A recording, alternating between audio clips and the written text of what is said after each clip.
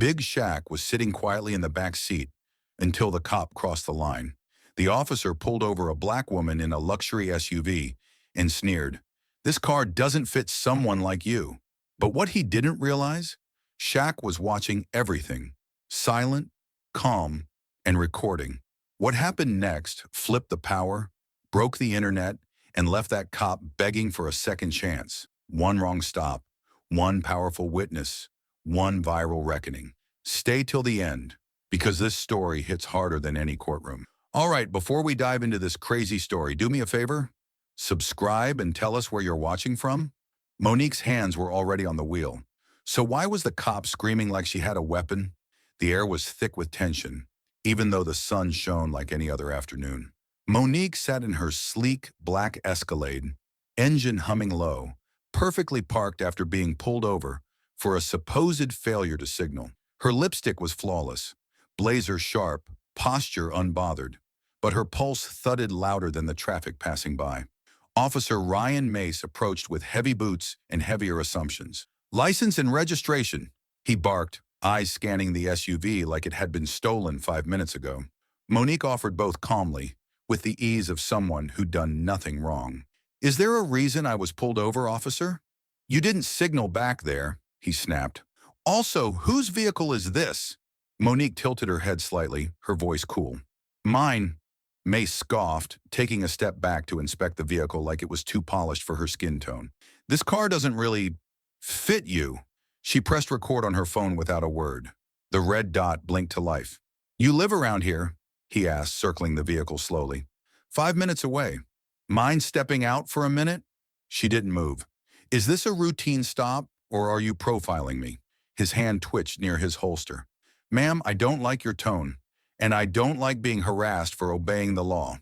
There was a shift in the wind. His tone sharpened. "You're being combative." "I'm being recorded," she replied, locking eyes with her front camera. "And so are you." Just then, Mace glanced toward the back seat, squinting through the tinted windows. His eyes narrowed. Something, or someone, was moving. Without warning, the back door creaked open. In a flash, Mace's hand went straight to his gun. "Stay in the vehicle," he shouted, voice cracking with nerves. But it was too late. Out stepped a towering figure in all black. Calm, controlled, recognizable from a mile away. Big Shaq.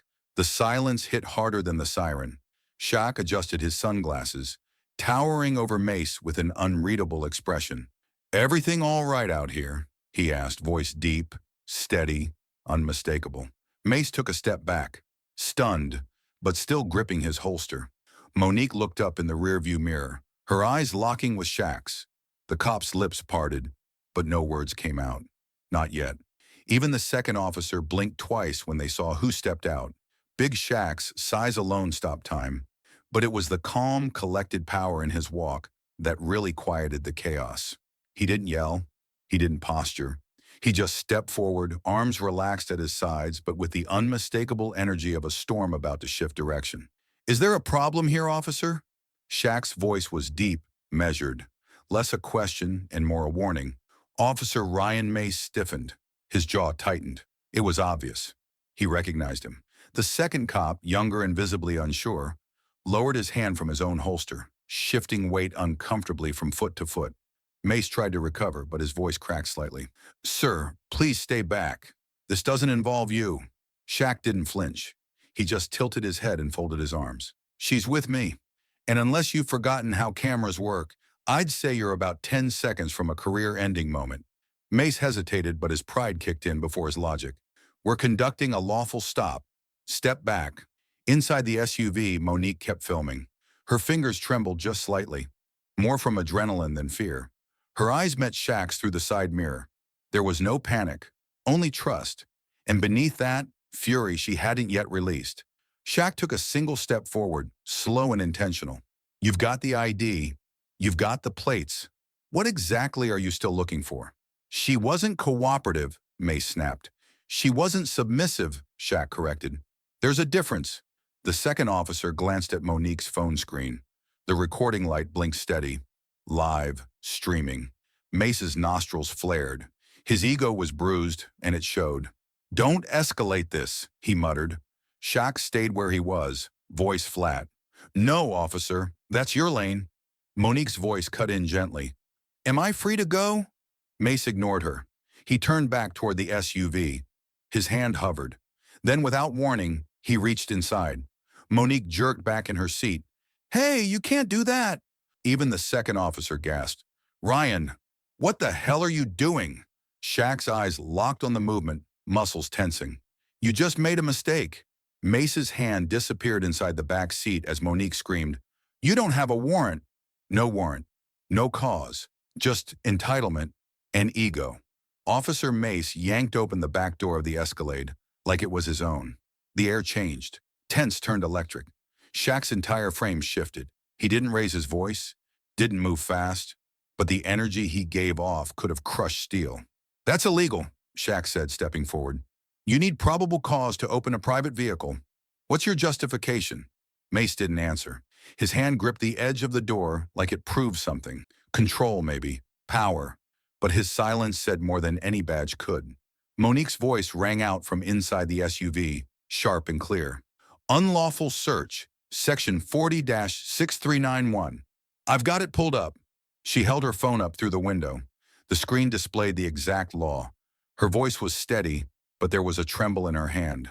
Not from fear, but fury held at bay. The second officer, still standing by the front bumper, leaned toward Mace and murmured, We need to chill, man. Seriously. Mace shot him a glare. I know what I'm doing, he snapped through clenched teeth. No, Shaq replied evenly. You don't, or you wouldn't be 5 seconds away from a lawsuit. Mace opened his mouth, but before he could respond, a shout echoed from across the street. Yo, they're messing with Shaquille O'Neal. Everyone's head turned. A neighbor, early 20s, hoodie up, phone out, was standing on his front lawn filming. His camera was already rolling, pointed straight at the scene. More voices joined in. A curtain slid open in a nearby window. A garage door rose halfway, someone watching from inside their car. One neighbor stepped onto their porch, phone held high. It was no longer a quiet confrontation. It was a stage. Shaq stood tall, eyes never leaving Mace. Close the door. Walk away. But Mace was too far gone. His pride flared hotter with every pair of eyes that watched. Instead of backing off, he doubled down, reaching further inside the SUV. Monique's jaw clenched. You're violating every part of protocol right now. The second officer looked around, visibly panicking now. Ryan! The neighbor shouted louder. Tag me! This is live! People need to see this. One voice online can spark a fire, but a whole neighborhood? That's a storm. The street, once quiet, now buzzed with murmurs and recording phones. Neighbors stepped out from porches, driveways, even second-story windows. All eyes locked on the Escalade and the officer who had just crossed a line. Monique sat in the driver's seat, still calm, but her fingers gripped the steering wheel like steel hooks. Shaq stood just behind the open back door, his frame towering, unmoving, watching Officer Mace with cold focus. Mace glanced around and finally seemed to notice the crowd forming. His voice dropped half a tone, trying to project control. Everyone, please back up. This is official business. Nobody moved. A teen boy with headphones hanging around his neck whispered to his friend, Yo, that's definitely Shaq. Why is this even happening? Shaq didn't respond. He didn't need to. His presence spoke louder than anything. The tension between him and Mace crackled like live wires. Monique's voice rang out from the car, clear and sharp. I was pulled over for failing to signal. Now he's searching my vehicle without cause. That's the story. Mace's eyes darted between the SUV and the cameras now aimed at him from every angle. He swallowed, then forced a shaky smile. Let's all just relax. There's no problem here. Shaq stepped closer, voice low but cutting. You picked the wrong stop tonight, officer. A hush fell. Then, bam, a voice from the crowd, bold and loud. Tag me. I'm going live. Phones shot upward. A live stream bubble popped onto Instagram. People started commenting in real time. Is this real? Shaq? Oh, he messed up. Mace stiffened, sweat now visible above his brow. His hand twitched at his side like he wanted to reach for authority, but couldn't find it. The second officer stood frozen, shifting awkwardly, trying not to be caught in the frame. His voice was barely a whisper. We're losing this, man. Too late, Monique said. Her voice wasn't angry. It was surgical. A car door slammed in the distance.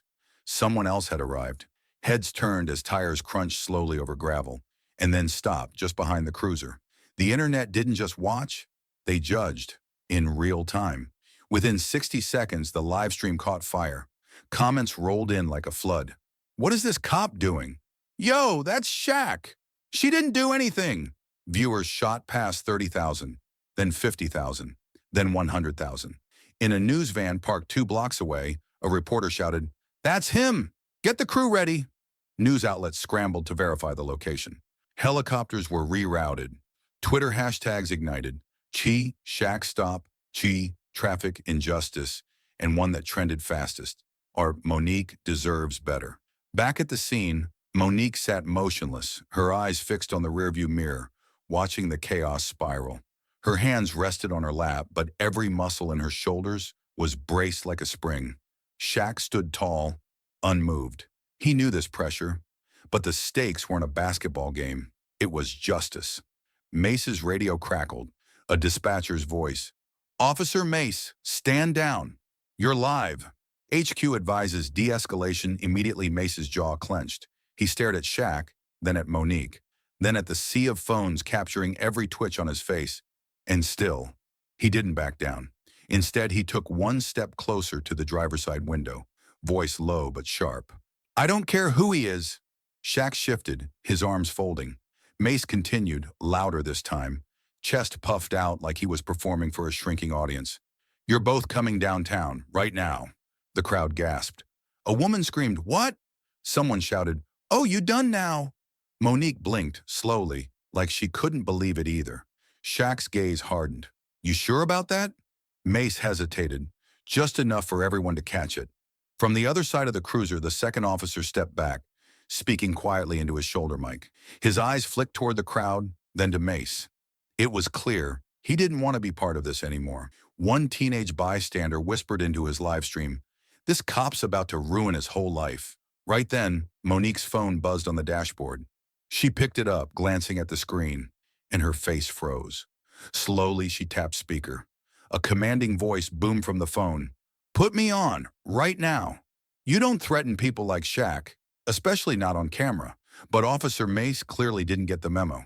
Shaq took a slow, deliberate step forward. His shadow seemed to stretch across the pavement, swallowing what little control Mace thought he still had. "Excuse me?" Shaq said, voice low but booming. Every phone on the block was still rolling. The digital silence in the live stream chat turned into one word. Uh-oh. Monique kept her hands visible, raised again just slightly from her lap. "This is harassment," she said quietly, each syllable like a small fire igniting beneath her breath. "I didn't do anything wrong." The second officer, still lingering near the passenger side, finally spoke up. His tone was lower now, almost pleading. "Ryan, we need to stop. This is blowing up way too fast." Mace didn't flinch. His jaw locked, sweat just beginning to gather at his temples. "Don't you ever feel like you're above the law?" he muttered under his breath, but just loud enough for Shaq to hear. Shaq stared for a long second. No blink, no smile. Just that silent weight that came with decades of being underestimated and never forgetting it. "I don't," Shaq finally said. "But I do feel like calling my lawyer right now." His voice was steel. The tension rippled like a wave. Someone in the crowd murmured, "Oh, it's really over now." Another, "He's gonna own this department." Then, Monique's phone lit up again. Her ringtone cut through the stillness like a blade. The name on the screen made her eyes go wide. She didn't say a word, just stared. Shaq noticed instantly. "Who is it?" he asked. She swallowed. "You're not gonna believe it." Shaq raised a brow. "Put it on speaker." Monique hesitated, just a second, then tapped the green circle. The phone clicked, and out came a sharp, confident voice that didn't ask what was going on. Didn't need to. "I'm watching the live stream. Don't say a word. I'm calling the mayor, the police chief, and the attorney general." Mace's face drained of color. Shaq didn't move. He didn't need to, because just then, a long black SUV rolled up behind the cruiser, its engine purring, windows blacked out. Someone else was about to join the story. The man on the phone didn't ask what was going on. He already knew. "Monique," the voice said with calm command. "It's Jordan. Don't speak. I'm watching the stream. I've already called the mayor, the chief of police, and the state attorney general. Keep the camera pointed and stay calm. Shaq leaned in, his tone low. Jordan Carter? Monique nodded once. Shaq cracked a rare smile. Good. This just went federal. Officer Mace shifted uneasily, finally noticing just how silent his radio had gone. A long pause, then static. Then a sharp voice. Unit 241, do not engage further. Cease and wait for supervisor backup. But Mace didn't respond. His jaw was clenched, hands twitching near his belt. He glanced toward his partner, Officer Ruiz, who was already a step back, hands in the air like he didn't want any part of what was about to happen. Ruiz pointed at Mace's chest. Your cam's been live this whole time, man. Mace's hand slowly dropped to the small blinking light on his vest. Shaq crossed his arms. You just realized that? Monique, still behind the wheel, whispered into the speaker. They're panicking now. Jordan's voice returned. Good. Let them. Don't move. You're protected. And this city's about to learn what accountability looks like. From across the street, more neighbors had come out, some still in slippers, others holding up their phones, some already broadcasting live. A voice shouted, This is insane. She didn't even do anything. Then, a soft hum. Everyone turned as a long, sleek black SUV glided to a stop behind the police cruiser. Windows tinted black, chrome trim glinting under the streetlight. The driver didn't step out immediately. Instead, the back door opened. A heavy leather dress shoe hit the pavement. Officer Mace froze. Ruiz stepped further back. Shaq's expression didn't change, but his posture straightened as if he knew exactly who was coming. Monique stared through the side mirror, lips parted. No way, that's not... Shaq held up a hand, silencing her. His eyes didn't leave the man stepping out of the SUV. The suited man raised a badge, federal credentials, and in a voice that cut through the heat like a blade, he said, This traffic stop is over, effective immediately. Mace smirked until the back door of the second SUV clicked open. The air shifted. Everyone on the block felt it. Silence swallowed the scene as a tall man in a tailored navy blue suit stepped out. Crisp white shirt, sunglasses still on, despite the fading light, badge gleaming in his hand. Special Agent Langston, Department of Justice. The badge flipped open with authority. Step away from the vehicle, he said, voice like steel. This is now under federal jurisdiction. Mace opened his mouth, but no sound came out. His face flushed a deep, angry red. His partner, Ruiz, didn't hesitate.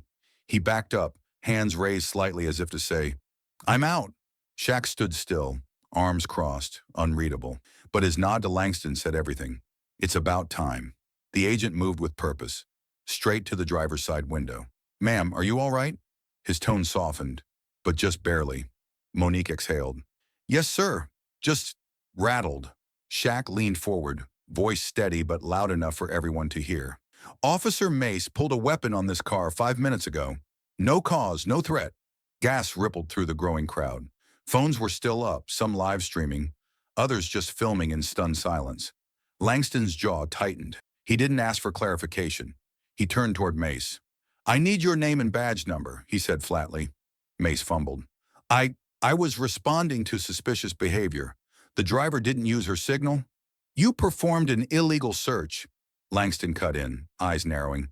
You escalated with no just cause, and you drew your weapon on civilians. Ruiz slowly inched toward the curb. Mace snapped. You don't understand. They were being hostile. Langston didn't flinch. You're done. He raised his radio, eyes never leaving Mace. This is Agent Langston. We're detaining Officer Ryan Mace on site. Possible civil rights violation. Request immediate IA support and DOJ liaison. You could hear a pin drop. Shaq whispered to Monique. Told you. You weren't alone. Mace's mouth moved, but no words came. His entire body had stiffened. From the sidewalk, a teenager whispered, Did he just say detaining the cop? Langston looked over his shoulder. Don't worry, folks. This time the cameras won't be ignored. Mace reached for his radio, but Langston was already moving toward him, cuffs in hand. You can't detain me. I'm a cop. Mace's voice cracked as the cuffs clicked around his wrists, but Agent Langston didn't blink. Exactly, he said coolly, and that's why this matters even more. The crowd erupted. Cheers, gasps, a few people yelling. That's what accountability looks like. Phones stayed raised, catching every second. The badge, the cuffs, the fall from power. Mace's face turned ghost white, the swagger gone, his mouth open, searching for words. Nothing came out. Monique stood by the SUV, still gripping the wheel, hands now trembling, but she hadn't moved. Not even when the cuffs came out. Shaq turned to her, calm and steady. "You good?" She nodded faintly. "I was scared," she whispered, "but I didn't show it." Shaq leaned in, voice low but heavy with weight. "That's the difference between justice and tragedy." Across the street, the neighbor who first started recording wiped a tear from her cheek. She whispered to her teenage son beside her, "You're watching history right now." News vans screeched to the curb. Reporters poured out with mics already rolling. "We're live on the scene. Yes, that's Officer Ryan Mace being taken into federal custody," one anchor breathlessly reported. "Sources say it all started with a traffic stop, turned civil rights violation." Mace, now seated on the curb with Langston standing behind him, looked like he aged 10 years in 10 minutes. His partner, Ruiz, sat in their cruiser, hands buried in his face. Monique finally stepped out of the SUV. Slowly, deliberately, every move controlled. She stood next to Shaq, shoulder to shoulder. The image alone, the black woman once accused of not fitting her car, and the legend who stood beside her, was now plastered across screens nationwide. Just then, a voice rang out from behind the crowd. Loud, clear. "Internal Affairs is on the way." Gasps rippled. Cameras pivoted. Another black SUV rolled in, this time with official city decals. Shaq smirked, not out of arrogance, but the calm of a storm that had finally broken in the right direction. Monique straightened her blazer, lifted her chin. The crowd parted. The mayor steps out of the car. "Ms. Roberts, Mr. O'Neill, can we have a word?" He was the one shouting seconds ago. Now he was silent, slumped in the back of a cruiser, wrist cuffed behind him. Officer Mace stared out the window like it was a wall he couldn't see through, like the world had flipped in real time. Because it had. The once puffed chest, the barked commands, the condescension, they were all gone. In their place sat a man stripped of power, now just another headline waiting to happen. Internal Affairs officers moved quickly, speaking with sharp professionalism. One of them approached Shaq. "Sir, may we have access to your footage?" Shaq nodded without a word. He handed over the phone, unlocking it with his fingerprint, then turned to Monique. "It's time to make it official." Monique's heels echoed across the pavement as she stepped forward toward the IA van. The lead agent held out a clipboard. "You ready to file the complaint?" Her grip tightened around the pen. "I was born ready." Click. Camera shutters snapped around her as the moment became public record. News crews had doubled now, mics pointed like weapons, but Shaq calmly raised a hand. "No interviews. Just facts. But record this." He looked into one camera, his voice clear, his presence unshakable. "We're not letting this go. Not today. Not ever." The crowd murmured in agreement. Even those who had only stopped for curiosity were now fully engaged, many visibly emotional. Some nodded, some cried, some just stared in disbelief. A female reporter whispered into her mic, "This story isn't just about a traffic stop anymore. This is history unfolding." Inside the cruiser, Mace looked up at Monique through the glass. Their eyes met, but hers didn't flinch. His were pleading now. Hollow. She turned away. Shaq stepped beside her, placed a hand gently on her shoulder. They walked together, back to the black Escalade, back to where it all began. But this time, with the street silent, the sun casting a soft gold over everything, it didn't feel like defeat. It felt like reclaiming space. That night, a video clip dominated every screen. Shaq walking Monique back to her SUV, shielding her from the flashing cameras.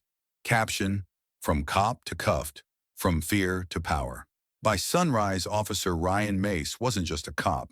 He was a headline, a trending topic, a cautionary tale. Screens lit up across the country. Body cam footage confirms racial profiling during Shaquille O'Neal traffic stop. The video had been released, unedited, uncut. And it wasn't just bad, it was damning. Mace's voice sharp and dismissive, his hand reaching into Monique's SUV, his face when Shaq stepped out, his silence when the federal agent cuffed him. By noon, the department issued a statement. "Officer Mace has been suspended pending a full investigation." But it was too late. The public already made up their mind. Monique scrolled through hundreds of messages, some from strangers, others from women who said they'd faced the same thing, but never had the platform to fight back.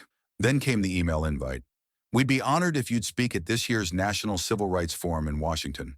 She blinked, hand on her heart. They want me? Shaq smiled. You didn't ask for this spotlight, Monique, but you're standing in it with power. Later that day, Shaq posted only one thing. A black image with white text. Respect is not optional. It's required. Millions liked and shared it. News anchors read it aloud. Schools discussed it. Police departments debated it. The city's mayor held a press conference, tight-lipped but direct. We are launching a full review of profiling policies, effective immediately. Traffic stops should never escalate because of someone's race or status. But not all voices stayed quiet. Mace's family released a defensive statement. He's a good man, a dedicated officer. This was just a misunderstanding that spiraled. Bad move. The internet shredded it. Hashtags like Shermier, misunderstanding my foot, and good man where took off. No one was in the mood for excuses. That night, as the dust still swirled, Monique sat by her window, sipping tea, replaying the day over and over in her mind. Her hand brushed over the unopened envelope on her lap. Thick, official, gold seal pressed into the flap. Shaq sat beside her on the couch, arms folded. You gonna open it? She took a breath, broke the seal. Her eyes widened as she read the first line. On behalf of the city, we extend an offer to... She stopped reading, looked up. Shaq, you're not gonna believe this. Same road, same car. But Monique, she's not the same woman. It had been exactly 1 year since Officer Mace's voice echoed through her window, demanding answers she didn't owe him. Now she cruised the same boulevard in that same Escalade. But this time, her hands weren't tense on the wheel. They were relaxed, empowered. The SUV was no longer just a vehicle. It had become a symbol. The body had been detailed, polished, and now bore handwritten messages from supporters in golden ink. You made us seen. Thank you for standing firm. Never again will we stay silent.